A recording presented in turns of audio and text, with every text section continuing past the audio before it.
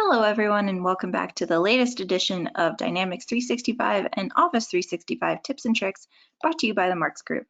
So today we'll be going over the following 3 tips.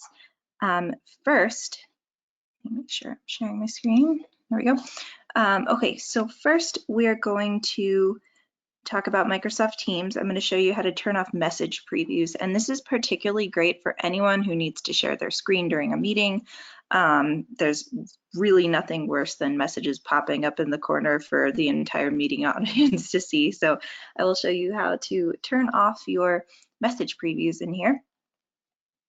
Then we're going to pivot over to Dynamics, and I've got the following 2 tips. First, we're going to review some terminology changes and helpful shortcuts that you should bookmark. And then finally, we will talk about the new view designer. I've got instructions that are updated a bit for this year. So let's get started. This is a quick one with Microsoft Teams. So first, really I'm just going to head back over to my Teams. And then all we really need to do is select our user icon in the upper right-hand corner. Then we're going to go to Settings. And then we can go to Notifications. And you'll see under Appearance and Sound, Show Message Preview, we've got that turned off. So that's all you need to do. You don't even need to hit Save anywhere at the bottom. It saves your choices automatically. So you just toggle this one off. So again, we click our user icon in the upper right-hand corner. Then we click Settings. Then we go to Notifications. And then Show Message Preview under Appearance and Sound should be turned off. And that is, once again, to turn off message previews. So in the, in the corner when a message pops up, it would show the start of a message previously. But if you turn off the message preview, it will no longer do that. So really quick tip for Microsoft Teams, but I know this was a highly requested feature, and they pretty recently added that. So we've got that all good to go. So we're going to pivot over to Dynamics, and I've got a couple of quick things to mention. So I mentioned that the terminology changes. Let's talk about that for a second. So for years and years and years, Microsoft called, or I should say they used the terms entity and field for tables, really, but like accounts, contacts, activities, leads, opportunities, these were all entities. And then fields, of course, when you go to open an account or open an opportunity, those are the, the fields that you're going to see on the screen on the forms that you can fill out. I'm sure you guys know this already, but so yeah, we refer to these as fields and these items as entities. Recently, Microsoft decided to change this. So no longer are we going to use entity and field. Instead, we're going to use table and column. So table will describe entities and columns will describe fields. So it's a big change. Just in my day-to-day speech, I still use entity and field pretty much all the time, but just know that Microsoft is changing the terminology for that. So if you happen to be reading an article or reading instructions for something and they talk about tables and columns, they're talking about entities and fields. All right, so and then helpful shortcuts. I just wanted to mention 2 particularly useful ones, especially if you're an administrator. The first is make.powerapps.com. This is going to take you to like the new backend, so to speak. So this is where we can make changes to our tables and columns, almost at fields and entities. So that's where we can make changes to these and changes to views, changes to the actual Dynamics applications, create flows. So this is a really handy shortcut to know. The second super handy shortcut to know is admin.powerplatform.microsoft.com. This is going to take you to the Dynamics 365 Admin Center. It's actually very difficult to access now just by clicking through various menu items in Office 365. So instead, I would highly recommend going to admin.powerplatform.microsoft.com. You don't have to add this /environments, that will add itself. But I highly recommend you bookmark these two. That's make.powerapps.com and admin.powerplatform.microsoft.com. Super, super handy for admins in particular. Okay, so finally, we're going to talk through the new view designer for Dynamics. So this is updated recently. And basically, it allows you to drag and drop columns. It's a lot more user-friendly. It looks very different because it's in this new user interface.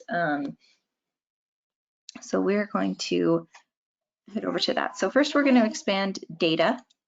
And this is under make.powerapps.com. Sorry if you hear a baby in the background. So we're going to expand data. Then we're going to go to tables, aka entities.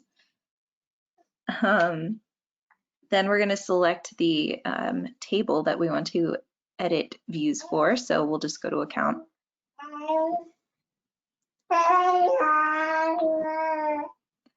And then we're going to click on views. And we can add a new view or edit an existing view. So we'll just add a new view. We're messing, sorry guys, I'm using a demo account on a new instance. Okay, so let's see if we can edit an existing view. We'll just go to all accounts. Okay, so this is what the new view designer looks like. And here you'll see a reminder of our terminology changes. Entity is now table and field is now column. Okay, so this is our new view designer. So basically we can drag and drop these columns anywhere into the view like this. We can expand and contract them. And then you can change the name of the column by selecting it, or I'm sorry, I think we can change okay, maybe we can't change the display name from here. Okay, so this is just going to show the display name of the field or the column that is set in the table, like from the solution. So we can't change the display name from here, but we can change the name of the view itself right here, add a description, add sorting, default sorting, so we can say by account name, and then by account number, for example. And then we can add filters for the entire view from here by clicking Edit Filters. And we can say Add. So you can add related table. This will add related entities or tables. So for example, we can add related address of the parent account, related activity information, etc. The owning user information. So if we select this, then we can add fields from the user record of the owning user, for example. And this is just editing filters. So if we back out here and click Edit Filters again, we can just say add row and say, you know, address, country, contains United States. We can also, for example, we do the same thing again and just say contains USA. And then we can select both of these And then I think we should be able to make a group. And then you can say or from here. So this will cover both United States and USA, depending on what people like to put in there. So that's just an example of a filter. We can select the individual columns and edit properties from here. So the column pixel width, sorting for each of the individual columns. We can move it to the left and right. You don't have to drag and drop. We can insert additional columns just by clicking this, and then you can get to related columns from here. And these are our fields or columns. And then we can add additional filters just by clicking this.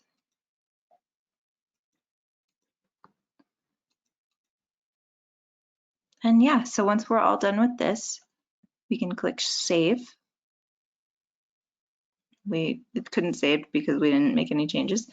And then we would just publish. You can also use this little drop down arrow to save as, and it'll save the view as a new view. And then alternatively, I'll just remind you what the classic version of this looked like. So you can hit switch to classic, and it's going to open up the way the view designer used to look.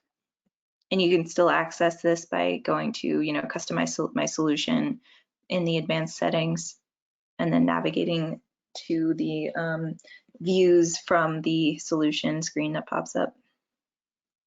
This might take a minute to load.